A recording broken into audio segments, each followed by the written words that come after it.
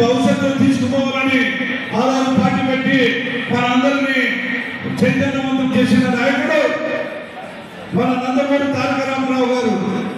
అదేవిధంగా అట్టడుగు వర్గానికి చెందిన వారిని కూడు అనే విధంగా ఆ రోజు ₹2 కిలో బియ్యం ఇచ్చి వరి అన్నం తినాలంటే పల్లెల్లో చాలా ఇబ్బందికరంగా ఉండదు.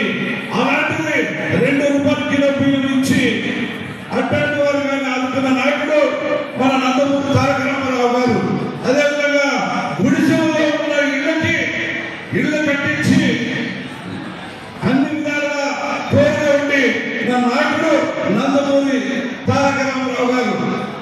ఆయన తదనంతరము మన ముఖ్యమంత్రి నారా చంద్రబాబు నాయుడు గారు కూడా అన్ని విధాలుగా రాష్ట్రాన్ని మేలు చేసే విధంగా అన్ని ప్రజలు అందరూ అన్ని రకాలుగా భవిష్యత్తులో మంచి అవకాశం ఇచ్చి ప్రజల్ని ముందుకు తీసుకున్న వచ్చిన నాయకుడు మన నారా చంద్రబాబు నాయుడు గారు.